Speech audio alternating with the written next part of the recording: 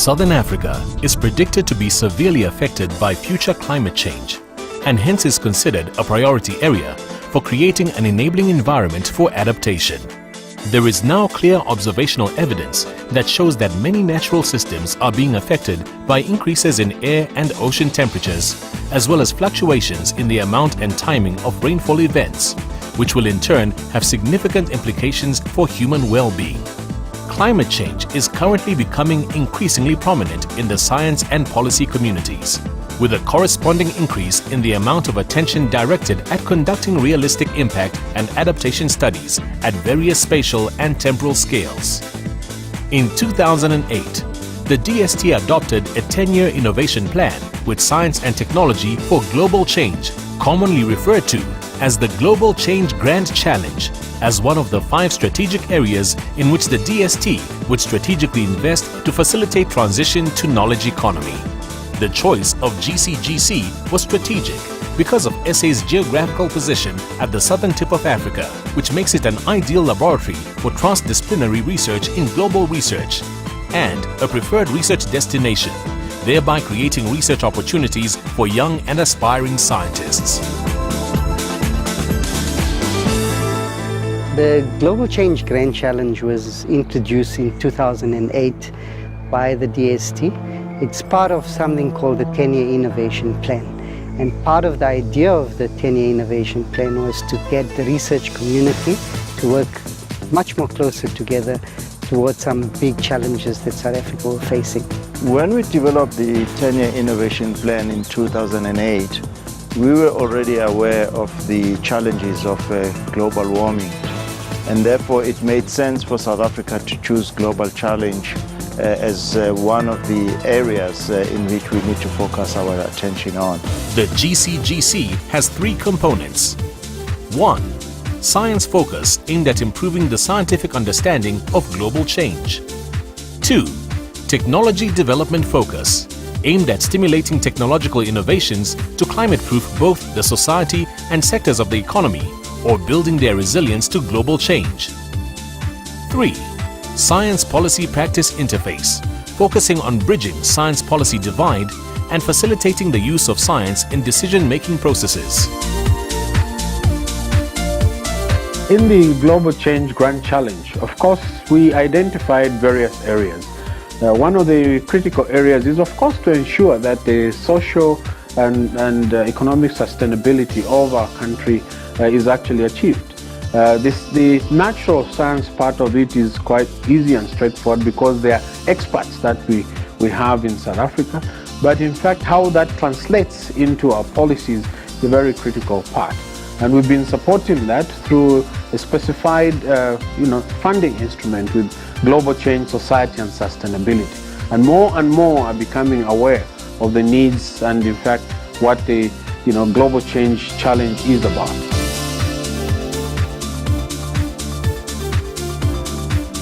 South Africa's size, geographic location and diverse biosphere provides the world's researchers with an exciting and unique Earth laboratory, flanked by 3 oceans varying in temperature, from warm to cold to frigid, that directly influence global weather patterns and atmospheric greenhouse gas concentrations, and a variety of ecosystems that encompass savannas, grasslands, arid shrublands, deserts, forests, seasonal and perennial rivers, thousands of kilometers of estuarine and marine environments.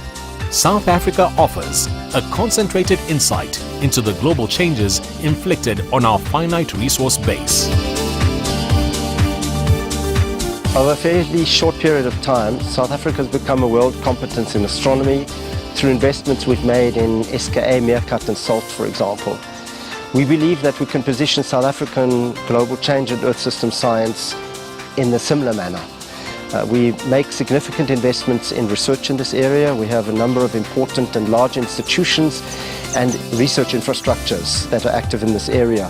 If we tie them together, we are convinced as a department that we can excel in this area just as we are in astronomy, and that's what we intend doing. The DST and NRF have initiated a number of global change programs. These play an important role in helping address the challenges arising from global change, as well as seizing any opportunities that might be created by global change. They are: Access. In Access, what we're trying to understand is how the Earth system is dynamic at different time scales and at different space scales. We're trying to understand how in the past things changed and how they manifested in the natural system. And in the current era, we're trying to understand how dynamics of the Earth system at a variety of different space and time scales is manifesting, and how in the future that Earth system dynamic might change under the forcing of climate change. Access has concluded its first phase. We've trained over 150 postgraduate students, produced over 200 publications, and we're now moving into our second phase with a very exciting science program and a very good network of researchers and students. The Global Change Grand Challenge is a really important program because it provides an opportunity and a platform for us to deal with problems and challenges that we otherwise might not consider. In the future, these problems and challenges are going to become more and more apparent, and the science that we're producing and the people that we are producing are going to stand us in good stead to deal with those challenges. The Foundational Biodiversity Information Program sets out to provide a platform for discovery of foundational biodiversity at genetical, species and ecosystem levels, and for integrated research in key aspects of biodiversity that respond to both the Global Change Grand Challenge as well as the Green Economy Grand Challenge. The Foundational Biodiversity Information Program funds research projects and data mobilization to provide basic information on biodiversity that we need to understand how global change is impacting biodiversity and how we can mitigate for those changes.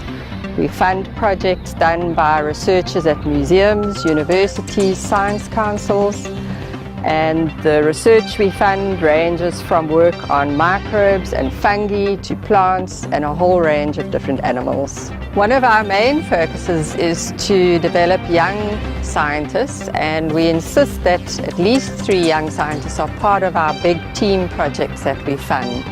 And that's so that they have an opportunity to work with more senior researchers and learn from them, and to access some of the funding we provide.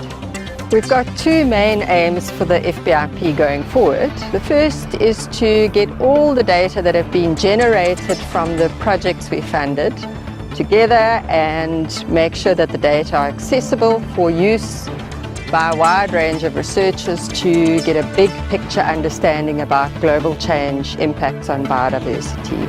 And then the second aim is to be able to measure the value and the impacts of the research that we funded and the use of the data for decision making and planning.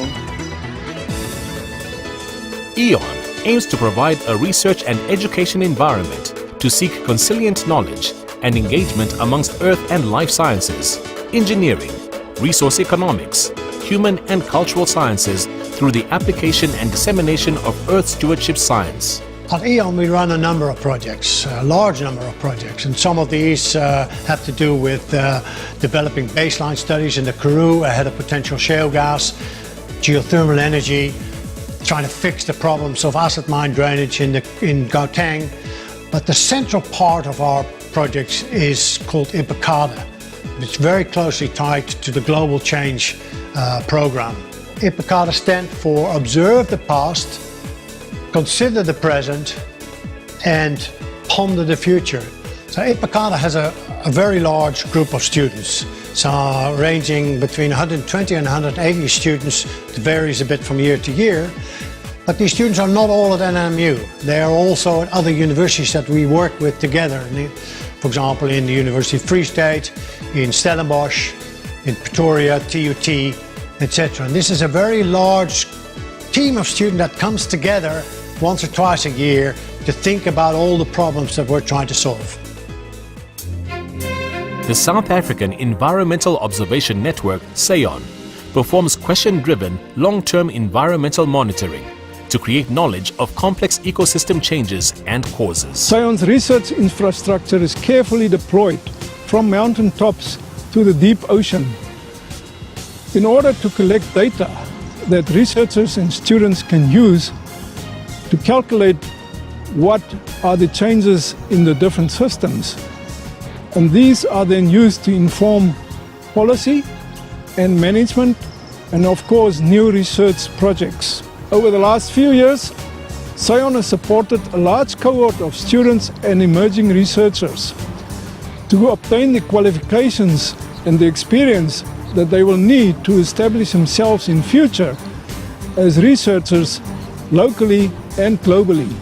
When I look at SCION over the next 5 years, it will double in size and triple its scientific output. A lot more research equipment will be deployed to strengthen the research infrastructure of South Africa to do environmental research. The primary purpose of risk and vulnerability assessment centers is to provide services to local communities and knowledge brokering support to other users of the information. Going into the future, we believe that our research from RAVAC in relation to food security will make climate change adaptation possible. We will be able to encourage inclusion of perennial species in the agricultural landscape, and we believe that we'll be able to minimize siltation of water bodies in the rural areas, and also overgrazing will provide alternative fodder as perennial species to improve the livestock productivity. And the research will continue because we want to expand our intervention more and more into many areas in the rural communities. Within the bigger global change research, we are specifically looking at waste minimization, conserving biodiversity, preparing for rapid change. We are also looking at water security for South Africa, food and fiber security, and then resilience and capability. So global change research is very important. If we don't have research, what are we recommending to the people to adapt?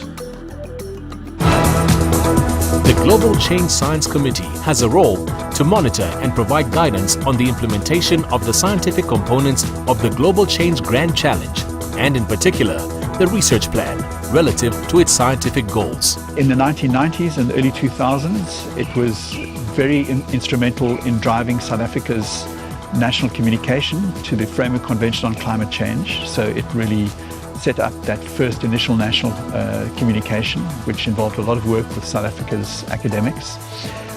Since then, it's been more instrumental in holding conferences and building a national awareness in climate change, advising the DST and the NRF on research programs, what areas are best to be funded.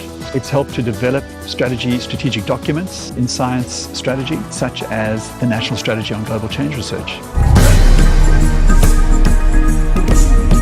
With the weight of South Africa's talented scientific community behind them, the Department of Science and Technology and the National Research Foundation, in collaboration with other role players, including government, civil society and science councils, are confident that they can meet the challenges set out before them with the Global Change Research Plan.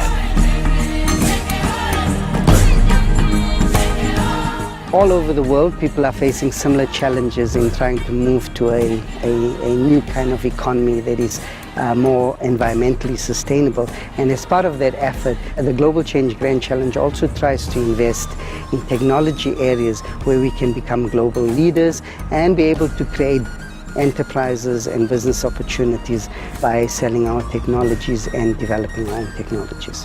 Over the next 10 years, we see our foundation that we've created in the last 10 years with the Global Change Grand Challenge growing from strength to strength and helping to address local and international problems. South Africa's science is recognized by the global community as being at the top of understanding how the Earth system works, because we've used our geographic advantage in South Africa to develop a very, very strong scientific community that informs the global community on the science informing policy. And more are becoming aware of the needs and in fact what the global change challenge is about. And so the investments that we have put in there from the DST and the government is increasingly showing evidence of people's understanding of our global change and of course our own contribution to the international science as it were. The Global Change Grand Challenge is a unique and very innovative conceptual framework for pulling together basic science, applied science, technology development, social and economic development opportunities, all driven by science. I'm quite certain that if we pursue the thinking that gave rise to this Grand Challenge concept, we can only benefit as a nation. We humans are a unique species. We are excited about the future and what we can achieve. South Africa will continue to push the boundaries of science and play a global role in unlocking the secrets of the universe. Welcome to the DST National Conference on Global Change.